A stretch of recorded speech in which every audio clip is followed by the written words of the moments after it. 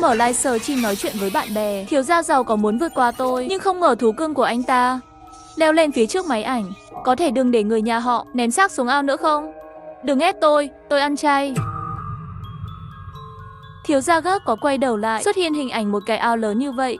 Bên cạnh còn có một con rùa trông rất lớn. Nếu cô giống như một con rùa, vậy thì nói chuyện với con rùa đi. Hãy nói xem nó nghĩ gì về tôi. Tôi không nói hai lời, nhắm mắt lại, nhanh chóng liên lạc với con rùa này.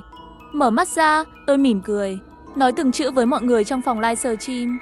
Nó nói anh là thằng chó đẻ. Xong rồi, người dẫn chương trình này sẽ không nghĩ là không lộ mặt, sẽ không bị thái tử bắt được đó chứ. Thật sự quá ngây thơ. Lần trước người mắng thái tử ca không có mẹ, bây giờ đã đào kim cương ở châu Phi, làm đến chức tiểu tổ trưởng. Người dẫn chương trình, bạn nhanh chóng xin lỗi thái tử ca đi. Con rùa của anh nghĩ thế đấy. Tôi chỉ chuyển tiết thôi. Nó còn nói cậu có phải là do chó nuôi không? Cậu tự mình rõ nhất. Người đối diện mặt trở nên hung ác, trên mặt nhị không lộ ra. Tôi có thể đoán từ màn hình, trong đầu hắn có cả trăm cách để giết tôi. Bầu không khí trong phòng livestream rất chán nản. Tôi không quan tâm đến việc nói chuyện với chính mình. Tên thật của bạn là Lý Lật, phải không? Con rùa này khi bạn chưa được sinh ra đã được nuôi trong hồ này rồi. Khoảng hơn 120 tuổi, là rùa già rồi. Thái tử ca sửng sốt. Làm thế nào bạn có thể biết những điều này? Ngay lúc này, con rùa đột nhiên bò lên khỏi mặt nước, chủ động đến trước điện thoại di động của thái tử ca. Nó nói chuyện với màn hình.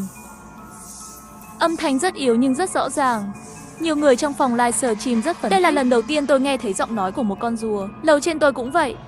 Rùa của nhà giàu của nhiên không giống rùa thường. Bình luận đều là bị tiếng kêu của rùa dẫn đi lạc hướng. Nhưng sắc mặt tôi lại càng ngày càng rối rắm. Thái tử ca đá một cước vào con rùa. Cút vào trong mai rùa của mày đi, nếu không tối nay sẽ đem mày cho lão già hầm lên. Con rùa ra vẻ hung ác với anh ta, cắn tay hắn. Thái tử ca rút tay ra sau, tức giận. Mày phát điên gì vậy? Con rùa tiếp tục hướng về phía điện thoại di động kêu lên. Người khác không hiểu, nhưng tôi có thể hiểu. Hắn đang cầu xin tôi để tôi nói với thái tử ca một chút. Dưới ao nhà của con rùa có rất nhiều xương. Nó là một con rùa ăn chay, chỉ thiếu kiếp này là có thể chuyển sinh thành người. Cầu xin tôi nói cho họ biết đừng ném người xuống sông nữa. Lưng tôi như đông cứng lại. Xương người, một danh từ nhỏ, tất nhiên cũng có thể là động từ. Thái tử ca thấy tôi không nói chuyện, biểu cảm như nói, nếu bạn không hiểu nó nói gì, bạn quỳ lại tôi 3 cái trước mặt những người trong phòng livestream này. Miễn là bạn thừa nhận mình là kẻ nói dối, chuyện này sẽ cho qua. Tôi cười tê tét, không biết làm thế nào để nói. Lý đại thiếu gia, anh muốn nghe nguyên văn hay là nghe sau khi tôi tối ưu hóa? Phiên bản có gì khác biệt không? Có, con rùa nhà bạn nói chuyện có chút không sạch sẽ. Tôi có thể bị nền tảng chặn. Nói nguyên văn, đây là nói nhà họ Lý các người thất đức. Tôi đã sống 8 đời trong hồ bơi của nhà anh. Một đám có mẹ sinh không có mẹ nuôi. Mỗi ngày xuống ao, ném cái gì lộn xộn cho lão tử. Thi thể các người không có chỗ xử lý thì cho ta ăn phải không? Nước đó bốc mùi, từng cái một đều giống như nhét lông chó vào mũi. Nhà các người không ngửi được sao? Lão tử ăn chay. Nói xong rồi. Tôi sợ có thể làm tôi mệt chết. Nếu không thì làm thế nào để nói rằng con rùa có thể nín thở? Tôi đang nhìn lên. Thái tử ca đã vào trạng thái nhiệt độ tức giận rồi. Bây giờ tôi chắc chắn người dẫn chương trình không phải là người mới của tổ chức đó nữa. Chán sống rồi. Dám chọc giận người của gia đình họ Lý. Nói rốt cuộc là thật hay giả? Chẳng lẽ trong ao của nhà họ Lý thực sự có xương người? Nếu có lòng tin thì hãy rút nước trong hồ ra xem thử, liền biết rõ ngay. Không ngờ anh ta thật sự hăng hái. Mẹ nó, rõ ràng thì rõ ràng. Nếu trong ao không có những gì bạn nói, tôi cũng không muốn cô dập đầu cho tôi nữa. Cô chờ nhận thư luật sư đi. Chắc phải có thứ gì đó trong cái ao này. Nếu như trong đó có những thứ dơ bẩn, nếu trong hồ có xuất hiện xương mà cô đang nói, tôi sẽ xin lỗi cô. Sau này đi đâu tôi cũng gọi cô một tiếng cha. Gọi tôi là cha cũng không đến. Tôi chưa kết hôn. Nếu có xương trong ao nhà bạn, cậu liền dập đầu xin lỗi với con rùa này. Gọi nó là cha nua cũng không quá đáng. Những người xem náo nhiệt không ngại chuyện lớn. Chia sẻ phòng livestream chỉ vài phút thôi, số người trong phòng livestream tăng vọt hàng triệu người. Hình ảnh trong phòng livestream đều được đầy hết cả khung hình. Thái tử ca gọi quản gia nhà hắn tới làm sạch ao này. Tôi muốn xem có gì ở đây. Quản gia sắc mặt rất khó coi, không muốn gọi người.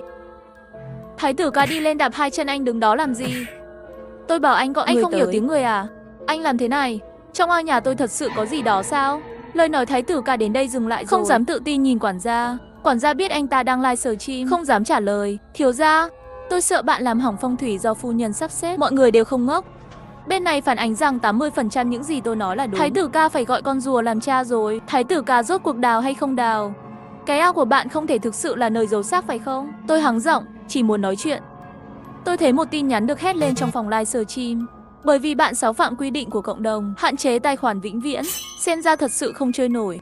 Bạn thân hỏi tôi phải làm sao đây? Chúng ta cứ vậy mà cho qua sao? Không phát sốt đâu. Số của chúng ta bị niêm phong không phải tốt hơn sao? Nếu anh ta thực sự đào được gì trong phòng livestream, hai chúng ta không thể gánh nổi. Vậy sao cậu vừa rồi còn kích thích anh ta như vậy? Tôi còn tưởng là cậu quyết tâm trả thù anh ta chứ. Anh ta không tới 2 ngày sẽ tìm đến tôi, cúi xuống cầu xin tôi. Cuộc sống như vậy vẫn tiếp diễn. Bạn thân lại mở tài khoản mới, vẫn là dỗ các anh trai tăng quà.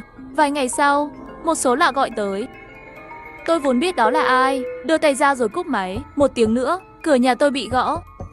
Hóa ra là quản gia trong điện thoại di động của Thái tử ca, lúc này đang đứng trước cửa nhà tôi.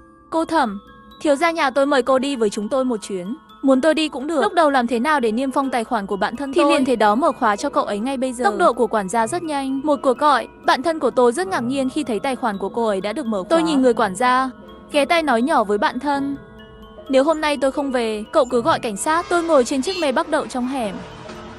Xe rẽ 7-8 hướng, cuối cùng dừng lại ở cửa trang viên. Tôi vừa xuống xe, hít một hơi, xem ra hôm nay không thể kết thúc tốt đẹp, không có lý do khác. Thứ lọt vào mắt tôi chính là con rùa già kia. Nó bị treo trên cành cây một cách đáng thương, 4 cái móng vuốt bị kéo ra. Anh gọi tôi đến đây là có việc cầu xin tôi đúng không? Trước đây cô đã ở trong livestream, sao lại nói trong ao nhà tôi có xương? Có xương không? Thái tử ca, bản thân anh còn không rõ. Rốt cục thì cha của anh mỗi tháng đều phải ăn. Đột nhiên sắc mặt hắn thay đổi. Câm đi, ai nói với cô thế? Anh để tôi ở trong sân nhà anh càng lâu, tôi càng biết nhiều. Tôi còn biết anh muốn gì. Thái tử ca đột nhiên hỏi tôi rất nhiều câu hỏi kỳ lạ. Cô nói những con chim này trong sân nhà chúng tôi có đẹp không? Ý anh là 2 con quạ trên không? Rất đẹp. Đen, đen. Cuối cùng anh ta cũng cất đi bộ dạng ngốc nghếch đó. Thái độ đối với tôi trở nên bình tĩnh hơn. Bây giờ tôi chắc chắn là cô có chút tài năng. Nếu cô có thể giúp tôi liên lạc với thú cưng của bố tôi, giúp tôi hoàn thành tâm nguyện của mình, tôi sẽ cho cô 3 triệu. Có một bữa tối vào thứ 7 tới. Đến lúc đó con trai của mẹ kế tôi cũng sẽ đi. Cụ thể làm gì, đến lúc đó cô sẽ biết. Bây giờ không nên hỏi, đừng hỏi nhiều như vậy. Tôi có thể giúp anh, nhưng... Sao? Tôi sẽ thêm cho cô 1 triệu. Theo thỏa thuận của chúng ta, trước tiên anh phải nhận con rùa là cha nuôi. Thái tử ca không phải không biết quy tắc chứ? Thái tử ca nghiến răng nghiến lợi, cô đừng quá đáng. Được rồi, vậy tôi không giúp nữa. Anh lấy 4 triệu này và tìm người khác đi, xem ai có thể nhìn thấy. 2 con quạ bay trong sân của anh. 2 con quạ trong sân. Không phải sinh vật sống. Đây cũng là bài kiểm tra đầu tiên Thái tử ca cho tôi. Nếu tôi không có khả năng, tôi em rằng bây giờ tôi cũng sẽ không có kết quả tốt. Tôi lấy điện thoại ra mở video, nhắm vào Thái tử ca, mau gọi cha. Hắn không muốn. Cực kỳ nhỏ giọng gọi một tiếng cha với rùa. Được rồi, vậy khi nào chúng ta tìm đi? Cha của anh, cha ruột của anh, Thái tử ca, ngày gặp cha ruột của anh ấy. Hẹn vào thứ 7 tới, sinh nhật lần thứ 80 của cha anh ấy. Bữa tiệc này của bố tôi chỉ có một số ít người được mời tham gia, hầu hết liên quan đến nhà tôi đều rất rõ ràng. Hắn mở ra một cái hộp trong tay, lấy ra một chiếc điện thoại hoàn toàn mới từ bên trong, đưa cho tôi. Không phải cô có một người bạn thân thích livestream sao? Cùng nhau đi đến để nhìn thế giới. Đợi đến bữa tiệc, tôi đi với bạn thân. Ấn tượng của tôi về cha ruột của Thái tử ca, ông Lý, chỉ có thể dùng 4 chữ để miêu tả. Thân hình gầy gò, không phù hợp với ngoại hình của ông ấy, là sự thèm ăn của hắn.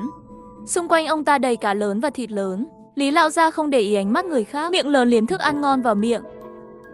Hôm nay làm cái này là cái thứ rác rưởi gì vậy? Tôi muốn ăn gì? Các người không biết sao? Có một người phụ nữ ngồi cạnh ông Lý, nhẹ nhàng lấy khăn tay ra lau miệng cho ông ta. Bác sĩ nói rồi, ông không được ăn những thứ đó nữa. Thái tử ca nghiêng tai nhắc nhở tôi, đó là mẹ kế của tôi, tên là Vương Ái Chân. Đột nhiên, một con heo béo phì xông ra. Thấy chưa? Đây là thú cưng của bố tôi. Cô có thể giao tiếp với nó không? Tôi cố gắng giao tiếp với con lợn. Không ngờ heo cũng nhìn thấy Thái tử ca.